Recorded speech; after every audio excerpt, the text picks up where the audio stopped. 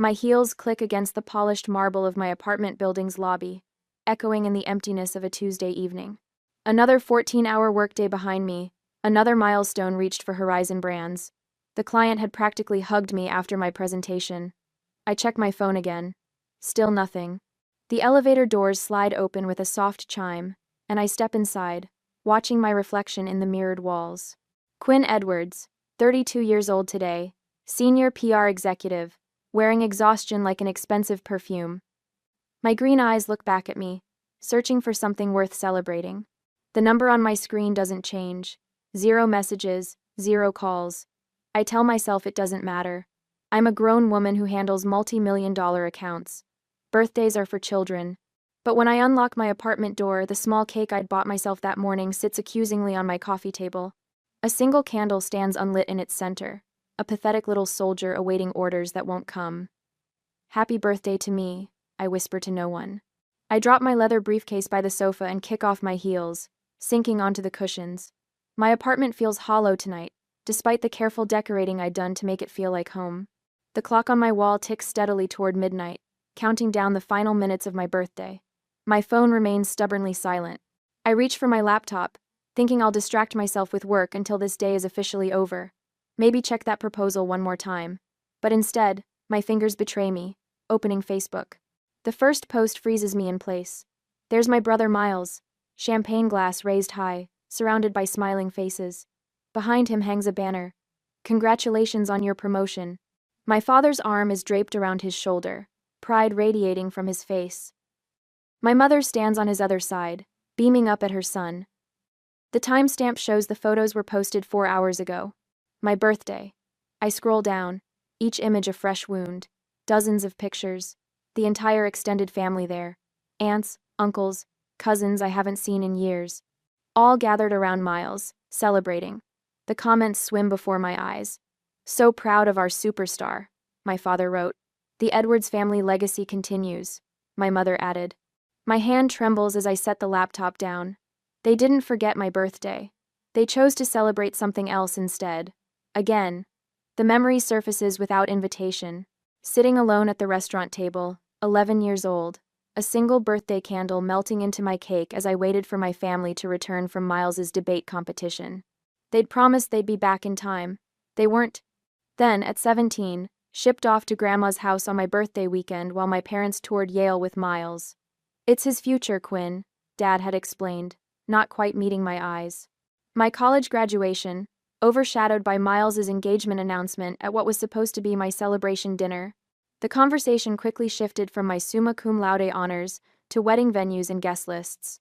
Just last month, my father dismissed the Horizon campaign that increased client revenue by 41%. It's just advertising, Quinn, he'd said, glancing at his watch. Not like Miles's work in finance. That's the real impact. I pick up my phone and scroll through my contacts. Family names blur together. People who've never once called to ask about my accomplishments, my struggles, my life. An email notification pops up on my screen. I open it mechanically, then blink at the message. My performance bonus for the Horizon campaign, $82,000. My phone rings, startling me. My mother's name appears on the screen. For one foolish moment, hope flutters in my chest. Hello? I answer, hating the eagerness in my voice. Quinn, darling. My mother's voice bubbles through the speaker. I'm so glad I caught you. Listen, we're planning a little something for Miles and Jessica's anniversary next month, and I was hoping you could help out. Nothing major, just handling the catering and maybe the decorations. You're so good at that sort of thing. The clock strikes midnight. My birthday is officially over. Mom, I say, my voice shaking. Today was my birthday. A pause. Oh, she sounds genuinely surprised. Oh, honey, with Miles's big promotion, it just slipped our mind. Slipped their mind. Like always, I stare at the email still open on my laptop. $82,000. More money than I've ever had at once. Something shifts inside me, like tectonic plates sliding into a new formation. My voice steadies. Don't worry about it, Mom, I say, the words coming from somewhere new and unfamiliar. I understand what's important to this family. And for the first time in my life, I truly do. 4 days later at work, my fingertips hover over the keyboard, frozen in disbelief. The group chat that I am not part of, but thanks to Mom's accidental invitation, I entered it. Threads sprawled across my screen like a crime scene, each message more damning than the last. Quinn should contribute significantly to Miles's anniversary gift, my father wrote. At least 20,000. My mother's reply appears below. She just got that bonus. Time she supports the family for once. And there it is. My name, spelled Quinn, in the family thread. 1, instead of 2. My own mother can't even spell my name correctly. I lean back in my office chair, the leather creaking beneath me. The Chicago skyline stretches beyond my window, buildings glittering in the afternoon sunday. Inside Horizon PR's glass-walled conference room, I'm supposed to be preparing for tomorrow's client meeting. Instead, I'm discovering just how little I matter to the people who should care most. My phone vibrates. Jennifer pokes her head through my doorway, her dark curls bouncing as she enters. "Your brother's online too," she says, then narrows her eyes at my expression. "Everything okay?" "Miles used our contacts at Regentech," I say, turning my laptop toward her. "Pulled their marketing director into a meeting for his investment firm, without asking me." Jennifer scans the emails, her frown deepening. "This is the third time he's done this. And your dad thinks you should give him 20 grand for an anniversary party?" She lets out a low whistle. "That's messed up, Quinn." "Apparently it's time I support the family for once," I say, the words bitter on my tongue. "What exactly have they done for you lately?" Jennifer asks, perching on the edge of my desk. Her bluntness is why we've been friends since orientation day 5 years ago. The question hangs in the air as my office phone continues blinking. Miles, waiting for me to pick up. Probably wants another contact, another favor. "Your bonus was well earned," Jennifer continues. "Lawrence wouldn't have approved it otherwise." As if summoned, my boss appears in the doorway. Lawrence Chen, CEO of Horizon PR, immaculate in his charcoal suit despite the late hour. "Quinn, the Westfield campaign numbers just came in," he says, sliding a folder across my desk. 41% increase in their quarterly revenue. The board is ecstatic. His smile reaches his eyes. "This is why I fought for your bonus. You've earned every penny." After he leaves, Jennifer squeezes my shoulder. "See? At least someone appreciates you." I finally answer Miles's call, keeping my voice professional despite the anger simmering beneath my skin. He needs Regentech's chief marketing officer at his dinner tomorrow. Important potential client. Family helping family. "I'll see what I can do," I say, non-committal. That evening, I stop at Mrs. Bennett's apartment on the 3rd floor. She opens the door with a warm smile that crinkles the corners of her eyes, the scent of freshly baked cookies wafting from her kitchen. "Right on time," she says, ushering me inside. At 84, Mrs. Bennett moves with the determination of someone half her age. These oatmeal cookies won't eat themselves. We sat at her small kitchen table, the checkered tablecloth soft beneath my fingers. For 3 years, Tuesday evenings have been our ritual. Me bringing takeout, her providing dessert. The family I've chosen rather than the one I was born into. "You look troubled," she observes, pushing the cookie plate closer. I tell her about the emails, about Miles using my contacts, about the $20,000 they expect me to contribute. And they spelled my name wrong. I finish, hearing the childish hurt in my voice. Mrs. Bennett's hand covers mine. Some parents never see their children clearly, too busy looking at their own reflection. Her words follow me home, lingering as I change for the family dinner I've been dreading for days. My apartment feels like a sanctuary now, away from what awaits me at my parents' house. On Saturday evening, the Edwards family mansion looms over Lakeshore Drive, 3 stories of stone and privilege. Inside, my mother, Claudia, fusses with flower arrangements while my father, Richard, pours himself a scotch. Miles and his wife, Jessica, sit on the leather sofa, looking like a country club advertisement. Dinner progresses with the usual choreography. My father dominates the conversation, detailing Miles's recent promotion. My mother interjects with the perfect anecdote. I push salmon around my plate, waiting for the inevitable. "It comes with dessert. Quinn," my father says, setting down his coffee cup with authoritative precision. "We need to discuss your contribution to Miles and Jessica's anniversary celebration." The room seems to contract. All eyes turn to me. 20,000 would cover the venue and catering, he continues. As the only family member with a recent windfall, it seems appropriate. My mother nods, her pearl earrings catching the light. Family supports family, darling. The words trigger something in me. Family supports family. When had they supported me? I can't, I say quietly. My father frowns, not processing my refusal. I beg your pardon? I can't contribute $20,000. My voice steadies. That's a quarter of my bonus. I have other plans for it. Silence descends, thick and unfamiliar. No one in this room is accustomed to hearing no from Quinn Edwards. What other plans could possibly take precedence over your brother's celebration? My father's voice drops dangerously. My future, I answer simply. My mother's face crumples. After all we've done for you, she whispers, tears gathering. The performance is flawless, designed to maximize guilt. What exactly have you done for me? The question slips out before I can stop it. My father rises, towering over the table. I will not tolerate ingratitude in this house. Your brother is the real achiever in this family. The least you can do is support his success. His words strike with precision, finding the bruise he's been pressing my entire life. I stand, legs unsteady beneath me. I need to go, I say, gathering my purse. My mother reaches for my arm. Quinn, please, don't make a scene. But for once, I don't retreat into silence. I don't smooth things over. I walk out the front door, guilt trailing behind me like a shadow. But something else too. Resolution. For the first time in 32 years, I've refused to fade into the background of my brother's life. It feels terrifying. It feels right. In my car, hands still trembling on the steering wheel, I make a promise to myself. This is just the beginning. A week later, Mother calls every morning at precisely 7:15. I've started leaving my phone in the bathroom while I make coffee. Quinn, sweetie, this rebellious phase needs to end. Her voice echoes from the speaker as I apply mascara. Your father hasn't slept properly since that dinner. I watch myself in the mirror, cataloging the familiar tightness around my mouth. Mom, I'm not rebellious. I'm 32. Then why are you breaking our hearts, after everything we've sacrificed for you? The mascara wand freezes midair. What exactly have you sacrificed for me? She gasps, genuinely shocked. How can you ask that? We gave you everything. I have a meeting. I need to go. I hang up before she can respond. By afternoon, my father strides through the glass doors of Horizon Brands, his tailored suit and commanding presence turning heads. Jennifer catches my eye across the conference room, mouthing code red before disappearing. I intercept him near reception. Dad, this is my workplace. Then you should conduct yourself like a professional.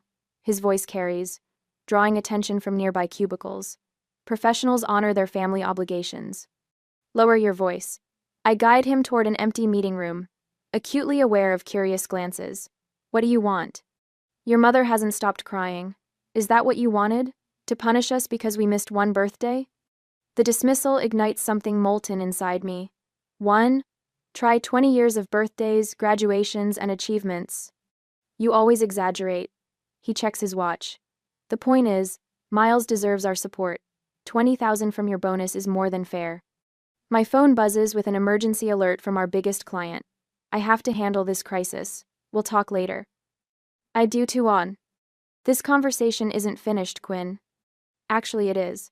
I close the door behind me, hands trembling but voice steady as I dial the client.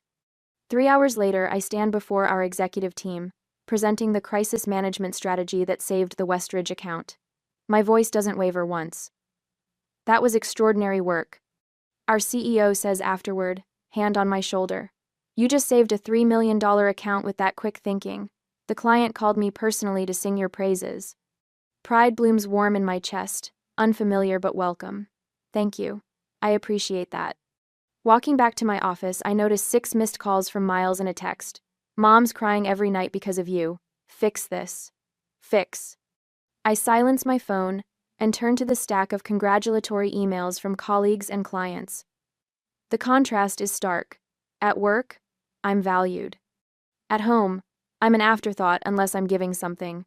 3 weeks after my birthday, I sit alone in a corner cafe, laptop open, a half-eaten slice of carrot cake beside me. At a nearby table, a group of friends surround a young woman wearing a paper crown. They laugh, offering gifts wrapped in shiny paper. Make a wish, Amanda. Someone calls as she blows out her candles. I watch their easy affection, the genuine celebration of her existence. The realization settles like a stone. I will never have this with my family. No amount of achievement will make them see me. My fingers hover over the keyboard. Without quite deciding to, I type, Lakefront Property, Michigan. The search yields dozens of results. I click on one.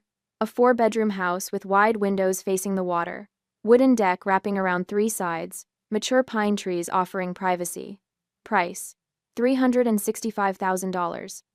I study the photos, something expanding in my chest with each swipe. This could be mine, my refuge, my choice. The next morning, I call a realtor and arrange a private viewing. 2 days later, I stand on that wooden deck, watching sunlight dance across the lake's surface. The owners are motivated sellers. The realtor explains. They've already moved to Arizona. I'll take it, I hear myself say. I can make a substantial down payment. Her eyebrows lift. Don't you want to think about it? Maybe bring your family to see it? No. The word feels clean, definitive. This is for me. Days later, the mortgage approval comes through quickly, thanks to my excellent credit. I sign papers in a quiet office, each signature feeling like a declaration of independence. Mrs. Bennett, my elderly neighbor who's shown more interest in my life than my mother ever has, accompanies me to the closing. You're doing the right thing, dear, she says, patting my hand as I receive the keys. Sometimes we need to build our own sanctuary. For the first time in weeks, my hands are perfectly steady. I spend weekends at the lake house, transforming it room by room. The walls fill with framed awards and photographs of moments I'm proud of: my college graduation, the team celebration, after landing the Westridge account, the magazine cover featuring my PR campaign. The master bedroom becomes my favorite space. I hang a small wooden sign on the door, the birthday suite. Inside, I place a reading chair by the window overlooking the lake, stack books I've always wanted to read on the nightstand, and splurge on the softest bedding I can find. On a bright Sunday, I type out housewarming invitations to Jennifer, my colleagues, and Mrs. Bennett. My finger hovers over my family contacts, a lifetime of conditioning urging me to include them. Instead, I press send, only to those who have celebrated my successes, who see me clearly. The action feels small but momentous, like the first stone in a foundation of boundaries I'm only beginning to build. That night, I sit on my deck, watching stars reflect on the dark water, phone deliberately left inside. For the first time in my adult life, I feel powerful. Not just successful or accomplished, but powerful in the way that comes from choosing yourself when no one else will. Tomorrow, the calls will continue. The guilt trips will intensify. But here, in this space that belongs only to me, their voices finally begin to fade. On Sunday, my thumb hovers over the post button. 3 deep breaths. Then, I press it. The photo isn't particularly special, just me on the new cedar deck, barefoot with a glass of Pinot Noir, Lake Michigan stretching blue and endless behind me. What matters is the caption, "Weekend at my new lake house, birthday gift, to myself." I set my phone screen down on the weathered wooden railing and lift my face to the golden Michigan sunset. The September air carries a hint of autumn, crisp against my skin. For 20 minutes, I simply breathe, watching light dance across gentle waves, while chickadees call from nearby pines. When I finally check my phone, the notification count stops me cold. 17 missed calls, 32 text messages. My mother has called 8 times in 15 minutes. I silence the ringer and slip the phone into the pocket of my jeans. Not today. Instead, I settle into the Adirondack chair I assembled myself yesterday, after writing invitations, and watch the sun sink lower, painting the water in shades of amber and rose. The lake house isn't enormous: 4 bedrooms, open kitchen, stone fireplace, but every inch belongs to me. Every decision, from the sage green exterior paint to the vintage brass doorknobs, reflects choices I made without seeking anyone's approval. My phone vibrates again, persistent as a wasp. When I glance at the screen, Jennifer's comment appears. "You deserve this and more. Can't wait to see it in person." Monday morning at work brings 6 voicemails from my mother, each progressively more frantic than the last. "Quinn, call me back immediately.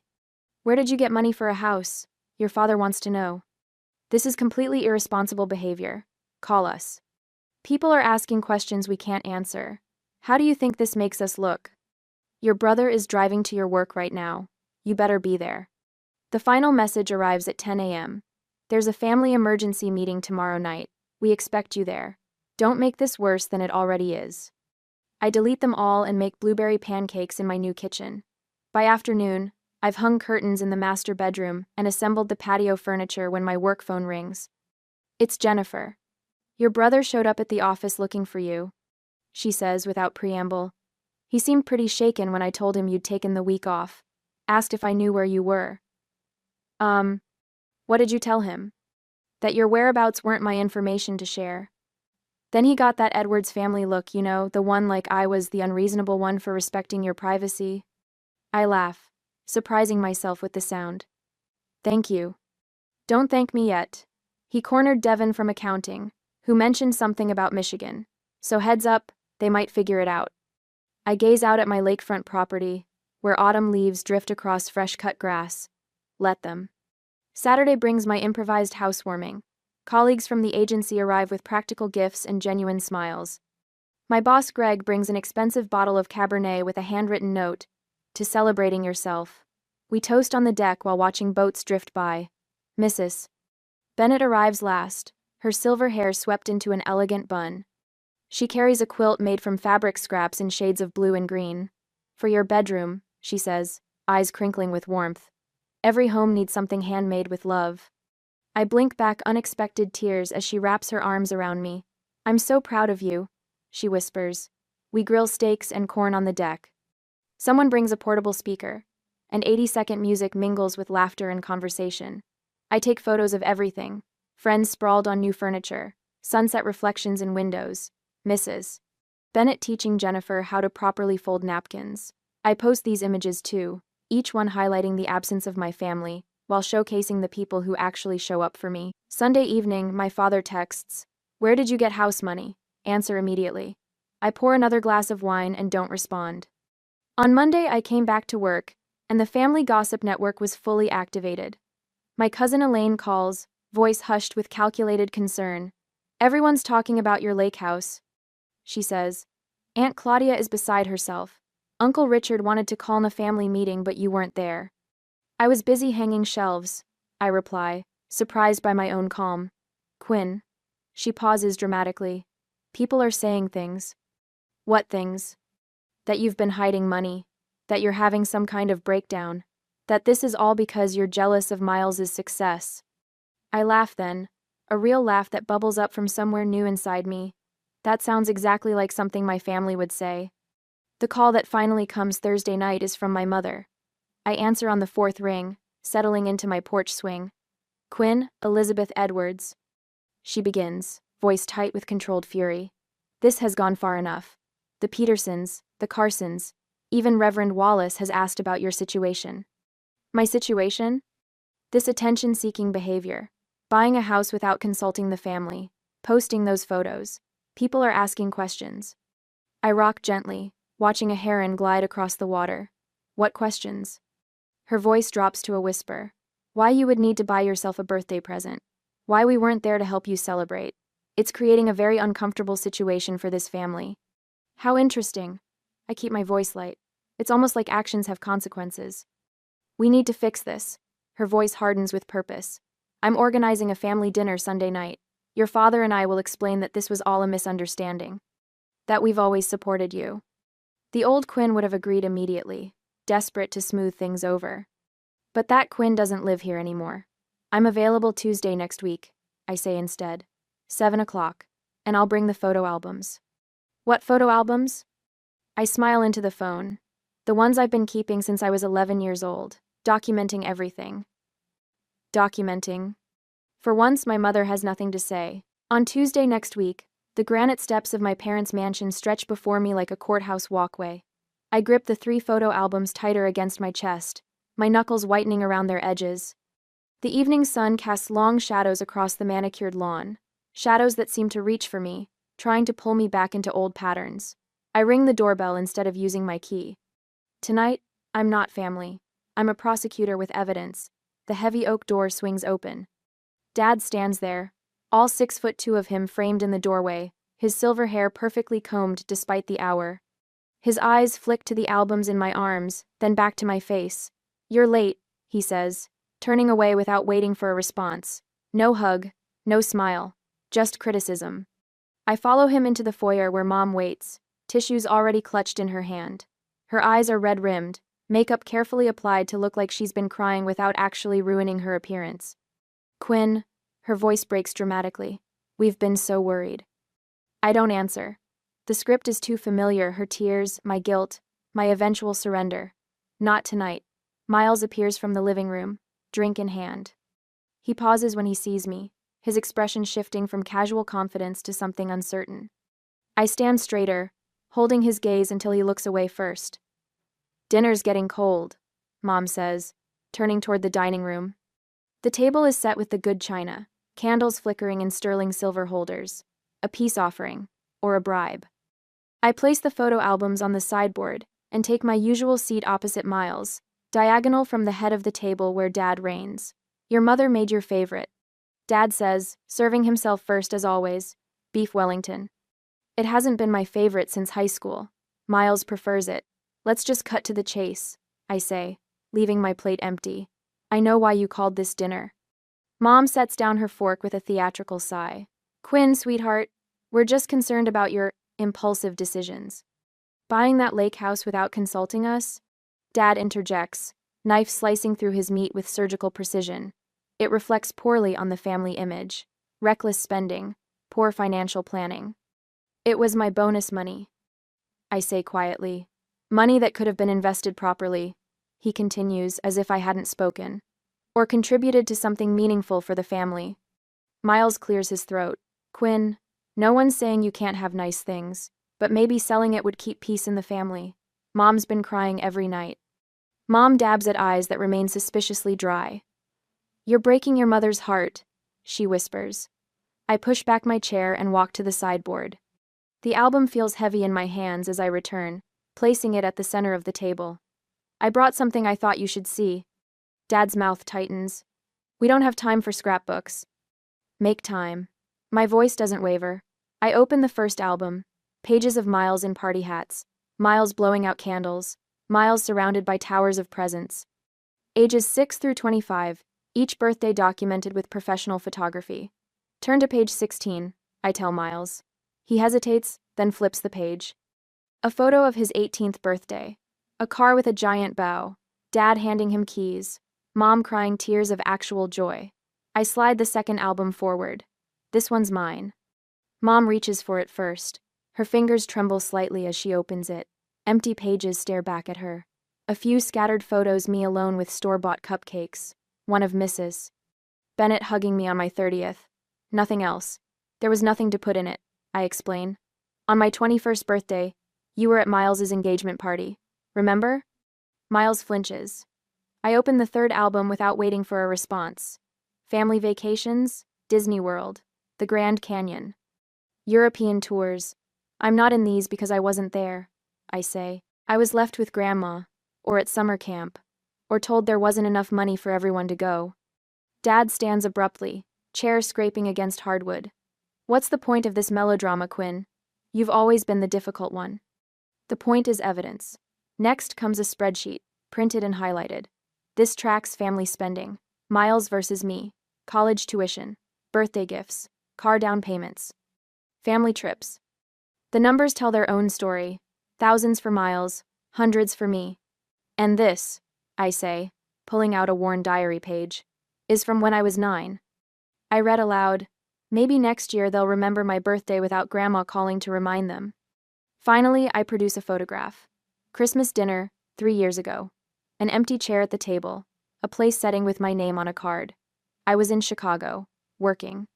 You knew I couldn't come, but you set a place anyway, took this picture, and sent it to me with, "We missed you." You wanted me to feel guilty for not being there. But I was the only one who noticed something. I point to the chair. "Look closer."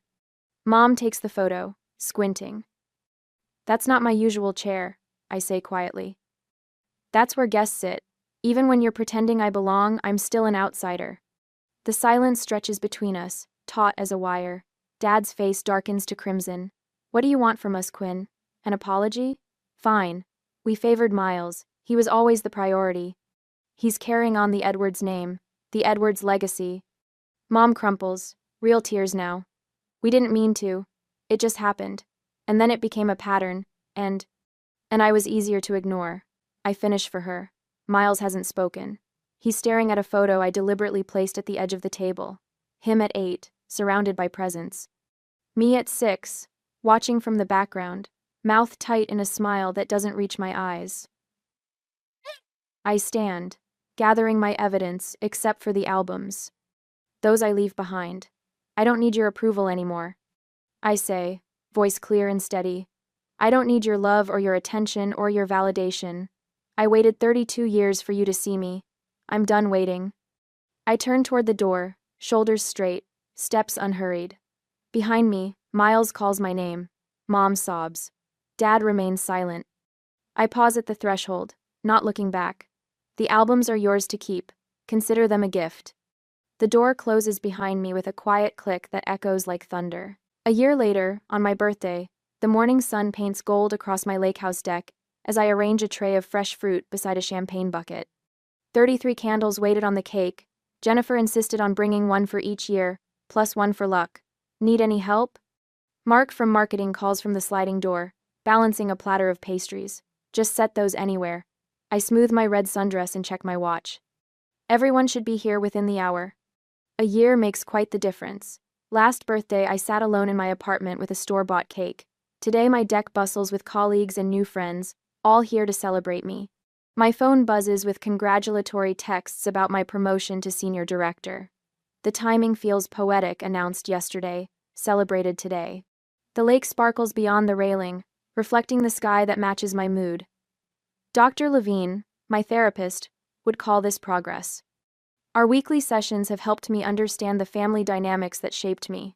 Generational patterns, she calls them. Breaking them takes courage. Courage looks like spending Thanksgiving at a resort in Vermont instead of my parents' house. Like muting group texts when they turn manipulative. Like building my own traditions from scratch. Quinn. Jennifer raises her mimosa glass. To the birthday girl who taught us all how to choose ourselves. Glasses clink. Laughter ripples. I absorb the warmth of genuine connection, so different from the hollow performance of family gatherings. A car door slams out front. I know that engine sound.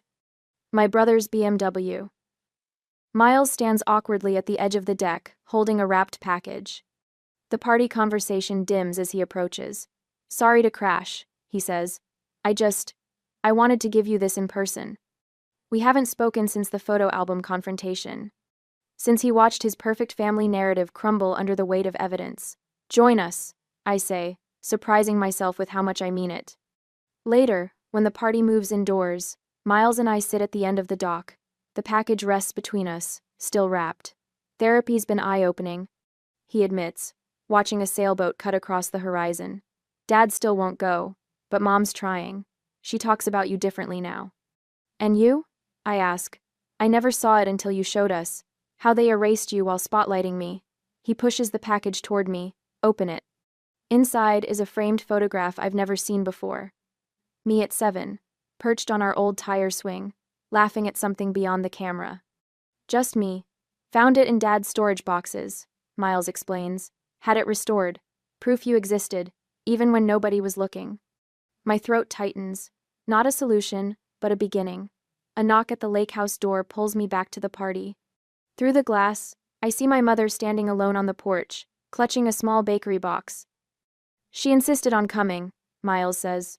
I didn't tell her where until today. Mom's hands tremble as she holds out the box. Inside sits a cupcake with a single candle. Happy birthday, Quinn, she whispers, her rehearsed smile faltering into something more genuine. I brought carrot cake. You always liked that, didn't you? I did, she remembered.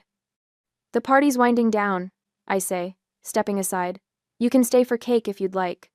Her relief is palpable. Small steps. After everyone leaves, I walk back to the dock as twilight settles over the lake. Last year, I spent my birthday staring at an empty inbox in a sterile cafe. Tonight, I'm surrounded by gifts chosen with care, echoes of laughter, and the beginnings of boundaries that protect without isolating. My phone chimes with a text from Mrs. Bennett. Did you enjoy your day, dear? I smile as I type my reply. For the first time, I truly celebrated myself. The lake house windows glow behind me, light reflecting on the gentle waves. I raise my glass to my silhouette against the sunset, toasting the woman who finally learned that validation begins within. What gift have you given yourself that changed everything?